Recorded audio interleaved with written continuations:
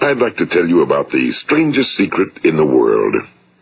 Some years ago, the late Nobel Prize-winning Dr. Albert Schweitzer was being interviewed in London, and a reporter asked him, "Doctor, what's wrong with men today?"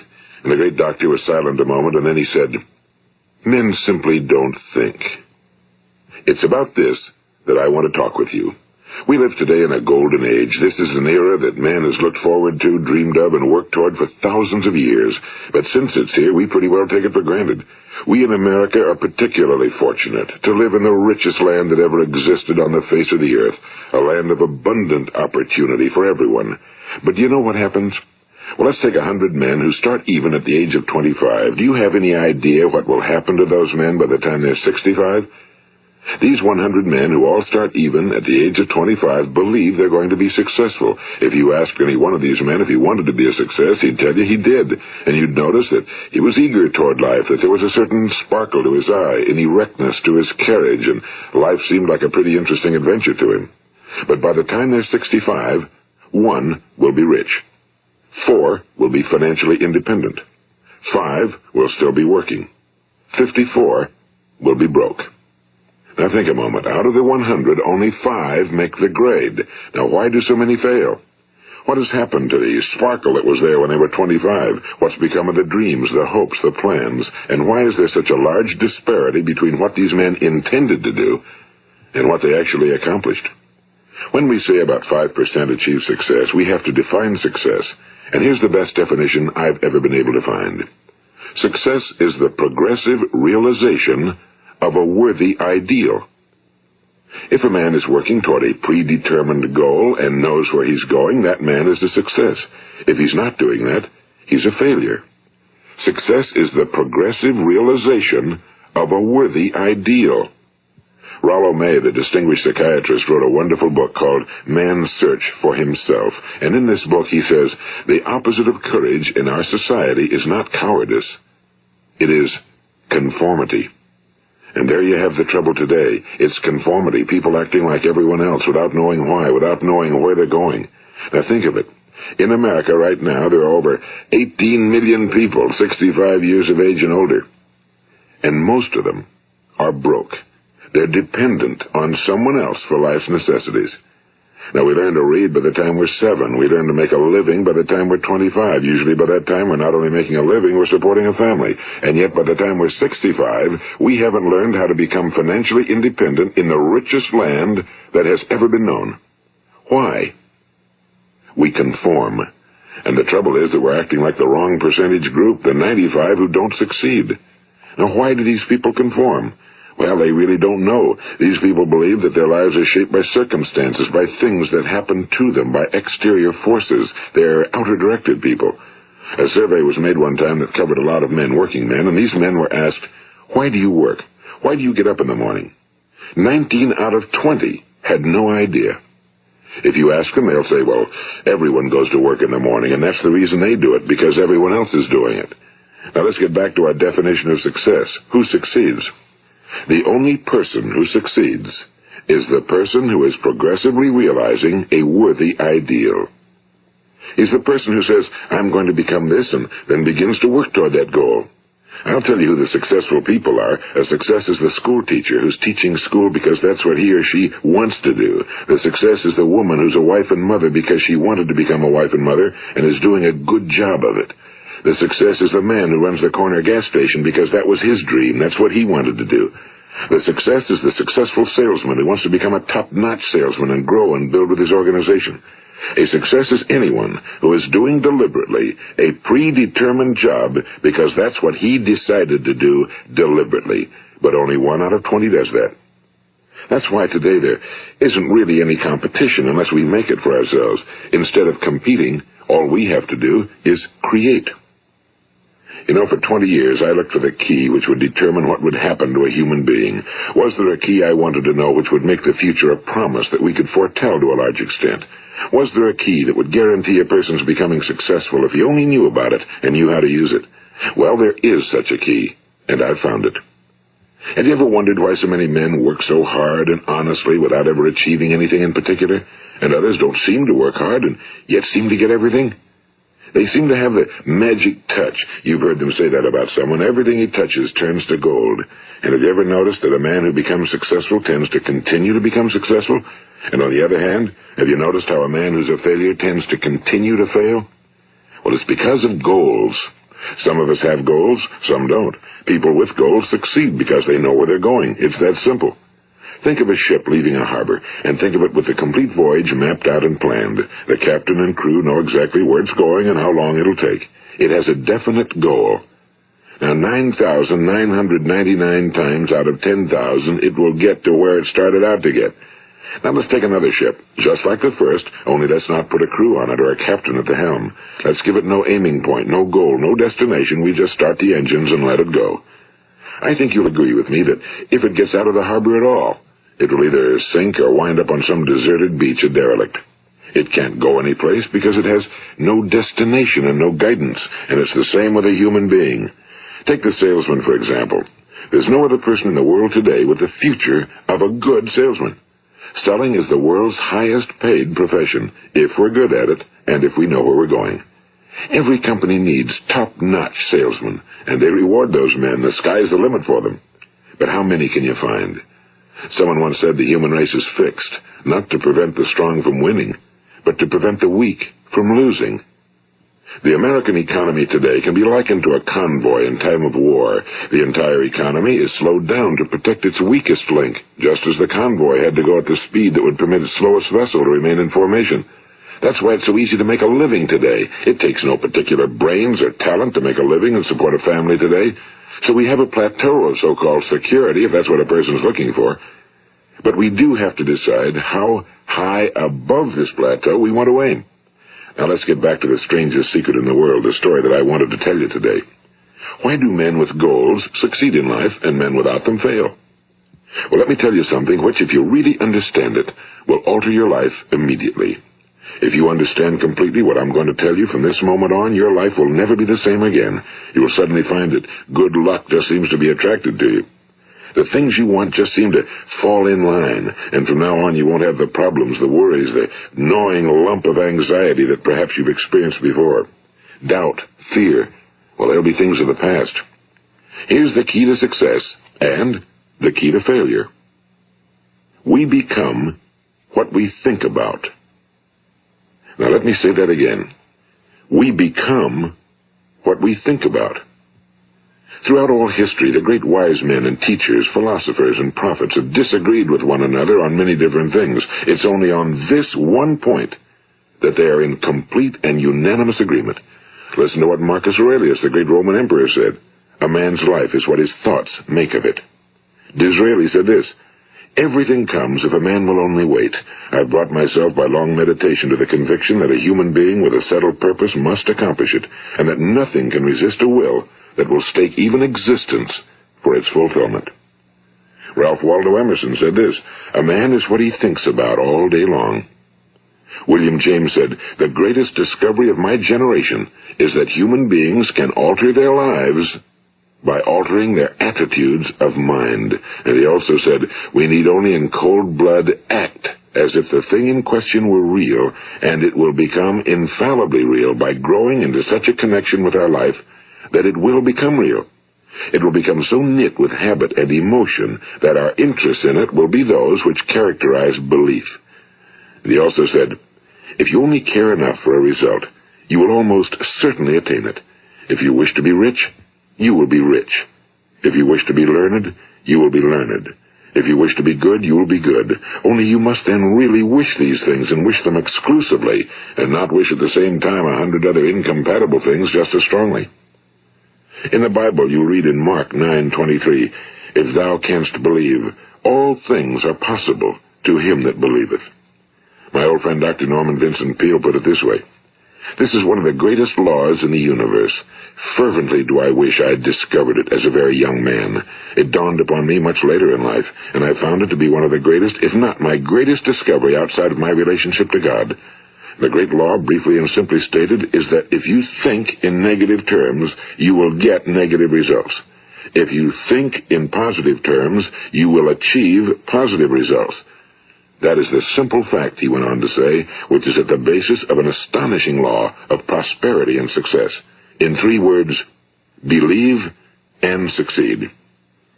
William Shakespeare put it this way, our doubts are traitors and make us lose the good we oft might win by fearing to attempt. George Bernard Shaw said, people are always blaming their circumstances for what they are. I don't believe in circumstances. The people who get on in this world are the people who get up and look for the circumstances they want, and if they can't find them, make them. Well, it's pretty apparent, isn't it? And every person who discovered this for a while believed that he was the first one to work it out. We become what we think about.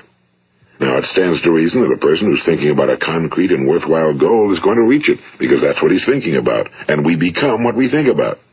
Conversely, the man who has no goal, who doesn't know where he's going, and whose thoughts must therefore be thoughts of confusion and anxiety and fear and worry, becomes what he thinks about. His life becomes one of frustration and fear and anxiety and worry. And if he thinks about nothing, he becomes nothing. Now, how does it work?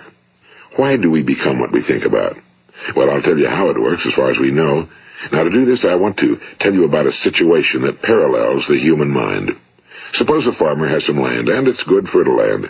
Now, the land gives the farmer a choice. He may plant in that land whatever he chooses. The land doesn't care. It's up to the farmer to make the decision. Now, remember, we're comparing the human mind with the land because the mind, like the land, doesn't care what you plant in it. It will return what you plant, but it doesn't care what you plant. Now let's say that the farmer has 2 seeds in his hand. One is a seed of corn, the other is nightshade, a deadly poison. He digs 2 little holes in the earth and he plants both seeds, one corn, the other nightshade. He covers up the holes, waters, and takes care of the land, and what will happen? Invariably the land will return what's planted. As it's written in the Bible, as ye sow, so shall ye reap. Now remember, the land doesn't care. It'll return poison in just as wonderful abundance as it will corn. So up come the 2 plants, one corn, one poison. Now, the human mind is far more fertile, far more incredible and mysterious than the land, but it works the same way. It doesn't care what we plant. Success, failure. A concrete, worthwhile goal, or confusion. Misunderstanding, fear, anxiety, and so on. But what we plant, it must return to us. You see, the human mind is the last great unexplored continent on Earth. It contains riches beyond our wildest dreams. It will return anything we want to plant. Now, you might say, well, if that's true, why don't people use their minds more? Well, I think they figured out an answer to that one, too. Our mind comes as standard equipment at birth. It's free, and things that are given to us for nothing we place little value on. Things that we pay money for, we value. The paradox is that exactly the reverse is true. Everything that's really worthwhile in life came to us free. Our minds, our souls, our bodies, our hopes, our dreams, our ambitions, our intelligence, our love of family and children and friends and country, all these priceless possessions are free. But the things that cost us money are actually very cheap and can be replaced at any time. A good man can be completely wiped out and make another fortune. He can do that several times. Even if our home burns down, we can rebuild it. But the things we got for nothing, we can never replace. The human mind isn't used because we take it for granted. Familiarity breeds contempt. It can do any kind of job we assign to it, but generally speaking, we use it for little jobs instead of big, important ones. Universities have proved that most of us are operating on about 10% or less of our abilities. So decide now, what is it you want? Plant your goal in your mind. It's the most important decision you'll ever make in your entire life. What is it you want? Do you want to be an outstanding salesman? A better worker at your particular job? Do you want to go places in your company? In your community? Do you want to get rich? All you've got to do is plant that seed in your mind, care for it, work steadily toward your goal, and it will become a reality.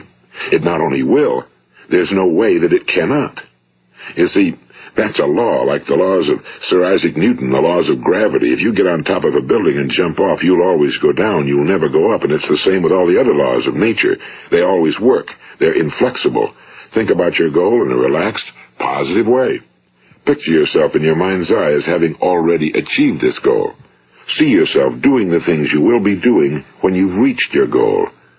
Ours has been called the phenobarbital age, the age of ulcers and nervous breakdowns and tranquilizers, at a time when medical research has raised us to a new plateau of good health and longevity. Far too many of us worry ourselves into an early grave trying to cope with things in our own little personal ways without learning a few great laws that will take care of everything for us.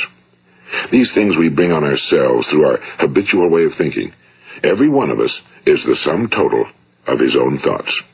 He is where he is because that's exactly where he really wants to be, whether he'll admit that or not. Each of us must live off the fruit of his thoughts in the future, because what you think today and tomorrow, next month and next year, will mold your life and determine your future. You're guided by your mind. I remember one time I was driving through eastern Arizona, and I saw one of those giant earth-moving machines roaring along the road at about 35 miles an hour with what looked like 30 tons of dirt in it. A tremendous, incredible machine, and there was a little man perched way up on top with the wheel in his hands guiding it. And as I drove along, I was struck by the similarity of that machine to the human mind. Just suppose you're sitting at the controls of such a vast source of energy. Are you going to sit back and fold your arms and let it run itself into a ditch? Or are you going to keep both hands firmly on the wheel and control and direct this power to a specific, worthwhile purpose? It's up to you. You're in the driver's seat. You see, the very law that gives us success is a two-edged sword. We must control our thinking. The same rule that can lead a man to a life of success, wealth, happiness, and all the things he ever dreamed of for himself and his family. That very same law can lead him into the gutter. It's all in how he uses it, for good or for bad. This is the strangest secret in the world. Now, why do I say it's strange, and why do I call it a secret? Actually, it isn't a secret at all. It was first promulgated by some of the earliest wise men, and it appears again and again throughout the Bible, but very few people have learned it, understand it. That's why it's strange, and why for some equally strange reason it virtually remains a secret. I believe that you could go out and walk down the main street of your town and ask one man after another what the secret of success is, and you probably wouldn't run into one man in a month who could tell you. Now, this information is enormously valuable to us if we really understand it and apply it. It's valuable to us not only for our own lives, but the lives of those around us, our families, employees, associates, and friends. Life should be an exciting adventure. It should never be a bore. A man should live fully, be alive. He should be glad to get out of bed in the morning. He should be doing a job he likes to do because he does it well. One time I heard Grove Patterson, the great late editor-in-chief of the Toledo Daily Blade, make a speech, and as he concluded his speech, he said something I've never forgotten.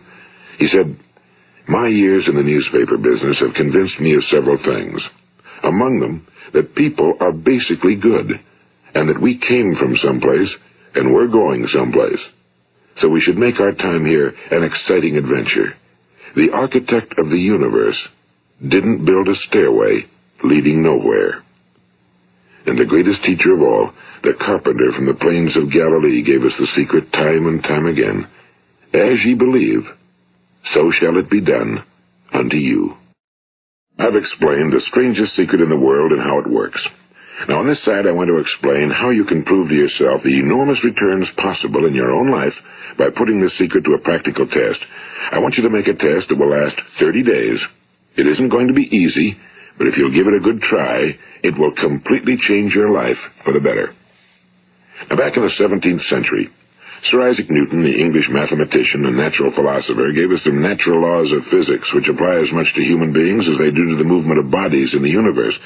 And one of these laws is that for every action, there is an equal and opposite reaction. Simply stated, as it applies to you and me, it means we can achieve nothing without paying the price. The results of your 30-day experiment will be in direct proportion to the effort you put forth. To be a doctor, you must pay the price of long years of difficult study. To be successful in selling, and remember that each of us succeeds to the extent of his ability to sell. Selling our families on our ideas, selling education in schools, selling our children on the advantages of living the good and honest life, selling our associates and employees on the importance of being exceptional people. To, of course, the profession of selling itself. But to be successful in selling our way to the good life, we must be willing to pay the price. And what is that price? Well, it's many things. First, it's understanding emotionally, as well as intellectually, that we literally become what we think about, that we must control our thoughts if we're to control our lives. It's understanding fully that as ye sow, so shall ye reap. Second, it's cutting away all fetters from the mind and permitting it to soar as it was divinely designed to do. It's the realization that your limitations are self-imposed and that the opportunities for you today are enormous beyond belief. It's rising above narrow-minded pettiness and prejudice. And third, it's using all your courage to force yourself to think positively on your own problem, to set a definite and clearly defined goal for yourself, to let your marvelous mind think about your goal from all possible angles, to let your imagination speculate freely upon many different possible solutions, to refuse to believe that there are any circumstances sufficiently strong to defeat you in the accomplishment of your purpose, to act promptly and decisively when your course is clear, and to keep constantly aware of the fact that you are, at this moment, standing in the middle of your own acres of diamonds, as Russell Conwell used to point out. And fourth, save at least 10% of every dollar you earn. It's also remembering that no matter what your present job, it has enormous possibilities, if you're willing to pay the price. Now let's just go over the important points in the price each of us must pay to achieve the wonderful life that can be ours. It is, of course, worth any price. 1. You will become what you think about. 2. Remember the word imagination and let your mind begin to soar. 3. Courage. Concentrate on your goal every day. 4. Save 10% of what you earn. And 5. Action. Ideas are worthless unless we act on them. Now, I'll try to outline the 30-day test I want you to make. Keep in mind that you have nothing to lose by making this test and everything you could possibly want to gain. There are two things that may be said of everyone. Each of us wants something, and each of us is afraid of something. I want you to write on a card what it is you want more than anything else.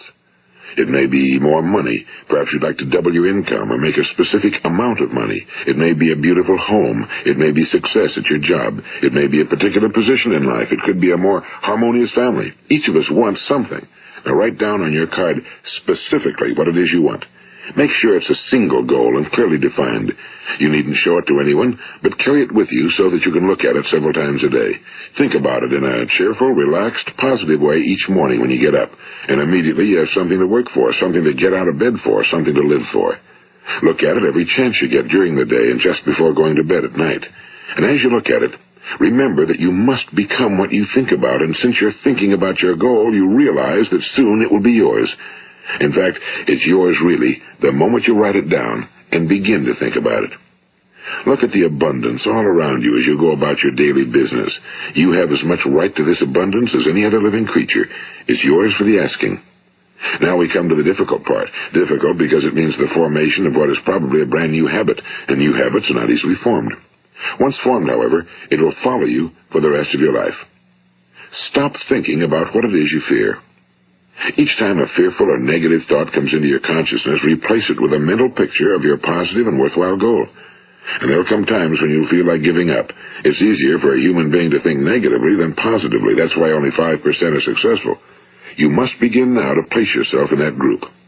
For 30 days, you must take control of your mind. It will think about only what you permit it to think about. Each day for this 30-day test, do more than you have to do. In addition to maintaining a cheerful, positive outlook, give of yourself more than you've ever done before. Do this knowing that your returns in life must be in direct proportion to what you give. The moment you decide on a goal to work toward, you're immediately a successful person. You are then in that rare and successful category of people who know where they're going. Out of every 100 people, you belong to the top 5. Don't concern yourself too much with how you're going to achieve your goal. Leave that completely to a power greater than yourself. All you have to do is know where you're going. The answers will come to you of their own accord and at the right time. Remember these words from the Sermon on the Mount, and remember them well. Keep them constantly before you this month of your test. Ask, and it shall be given you. Seek, and ye shall find. Knock, and it shall be opened unto you. For every one that asketh receiveth, and he that seeketh findeth, and to him that knocketh it shall be opened. It's as marvelous and as simple as that. In fact, it's so simple that in our seemingly complicated world, it's difficult for an adult to understand that all he needs is a purpose and faith. For 30 days, do your very best. If you're a salesman, go at it as you've never done before, not in a hectic fashion, but with the calm, cheerful assurance that time well spent will give you the abundance in return you deserve and want. If you're a homemaker, devote your 30-day test to completely giving of yourself without thinking about receiving anything in return, and you'll be amazed at the difference it makes in your life. No matter what your job, do it as you've never done it before for 30 days. And if you've kept your goal before you every day, you'll wonder and marvel at this new life you've found. Dorothea Brand, the outstanding editor and writer, discovered it for herself and tells about it in her fine book, Wake Up and Live. Her entire philosophy is reduced to the words, act as though it were impossible to fail.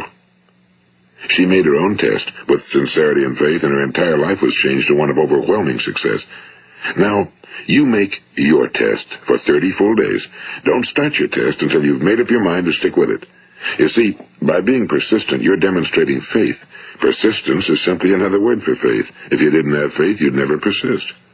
If you should fail during your first 30 days, by that I mean suddenly find yourself overwhelmed by negative thoughts, you've got to start over again from that point and go 30 more days. Gradually, your new habit will form until you find yourself one of that wonderful minority to whom virtually nothing is impossible. And don't forget the card. It's vitally important as you begin this new way of living. On one side of the card, write your goal, whatever it may be. On the other side, write the words we've quoted from the Sermon on the Mount. Ask, and it shall be given you. Seek, and ye shall find. Knock, and it shall be opened unto you. Nothing great was ever accomplished without inspiration. See that during these crucial first 30 days, your own inspiration is kept at a peak. And above all, don't worry. Worry brings fear, and fear is crippling. The only thing that can cause you to worry during your test is trying to do it all yourself. Know that all you have to do is hold your goal before you. Everything else will take care of itself. Remember also to keep calm and cheerful. Don't let petty things annoy you and get you off course. Now, since making this test is difficult, some will say, why should I bother? Well, look at the alternative. No one wants to be a failure. No one really wants to be a mediocre individual. No one wants a life constantly filled with worry and fear and frustration. Therefore, remember that you must reap that which you sow. If you sow negative thoughts, your life will be filled with negative things. If you sow positive thoughts, your life will be cheerful, successful, and positive. Now, gradually, you will have a tendency to forget what you've heard on this recording. Play it often. Keep reminding yourself of what you must do to form this new habit. Gather your whole family around at regular intervals and listen to what's been said here. You know, most men will tell you that they want to make money without understanding the law. The only people who make money work in a mint. The rest of us must earn money. This is what causes those who keep looking for something for nothing or a free ride to fail in life. The only way to earn money is by providing people with services or products which are needed and useful. We exchange our time and our product or service for the other man's money. Therefore, the law is that our financial return will be in direct proportion to our service. Now, success is not the result of making money. Making money is the result of success, and success is in direct proportion to our service. Most people have this law backwards. They believe that you're successful if you earn a lot of money. The truth is that you can only earn money after you're successful. It's like the story of the man who sat in front of the stove and said to it, "Give me heat, and then I'll add the wood." How many men and women do you know, or do you suppose there are today, who take the same attitude toward life? There are millions. We've got to put the fuel in before we can expect heat. Likewise, we've got to be of service first before we can expect money. Don't concern yourself with the money. Be of service. Build, work, dream, create. Do this, and you'll find there's no limit to the prosperity and abundance that will come to you. Prosperity, you know, is founded upon a law of mutual exchange. Any person who contributes to prosperity must prosper in turn himself. Sometimes the return will not come from those you serve, but it must come to you from someplace, because that's the law. For every action, there is an equal and opposite reaction. As you go daily through your 30-day test period, remember that your success will always be measured by the quality and quantity of service you render, and money is a yardstick for measuring this service. No man can get rich himself unless he enriches others. Now, there are no exceptions to a law. You can drive down any street in America and from your car estimate the service that's being rendered by the people living on that street. Had you ever thought of this yardstick before? It's interesting. Some, like ministers and priests and other devoted people, measure their returns in the realm of the spiritual, but again, their returns are equal to their service. Once this law is fully understood, any thinking person can tell his own fortune. If he wants more, he must be of more service to those from whom he receives his return. If he wants less, he has only to reduce his service. This is the price you must pay for what you want. If you believe you can enrich yourself by deluding others, you can end only by deluding yourself. It may take some time, but just as surely as you breathe, you'll get back what you put out. Don't ever make the mistake of thinking you can avert this. It's impossible. The prisons and the streets where the lonely walk are filled with people who tried to make new laws just for themselves. We may avoid the laws of man for a while, but there are greater laws that cannot be broken. An outstanding medical doctor recently pointed out 6 steps that will help you realize success. 1. Set yourself a definite goal. 2. Quit running yourself down. 3. Stop thinking of all the reasons why you cannot be successful and instead think of all the reasons why you can. 4. Trace your attitudes back through your childhood and try to discover where you first got the idea you couldn't be successful, if that's the way you've been thinking. 5. Change the image you have of yourself by writing out a description of the person you would like to be. And 6. Act the part of the successful person you have decided to become. The doctor who wrote those words is a noted West Coast psychiatrist, Dr. David Harold Fink. Do what the experts since the dawn of recorded history have told you must do. Pay the price by becoming the person you want to become. It's not nearly as difficult as living unsuccessfully. Make your 30-day test, then repeat it again, and each time it will become more a part of you until you'll wonder how you could ever have lived any other way. Live this new way, and the floodgates of abundance will open and pour over you more riches than you may have dreamed existed. Money? Yes, lots of it. But what's more important, you'll have peace.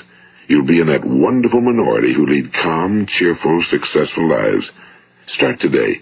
You have nothing to lose, but you have a whole life to win. This is Earl Nightingale, and thank you.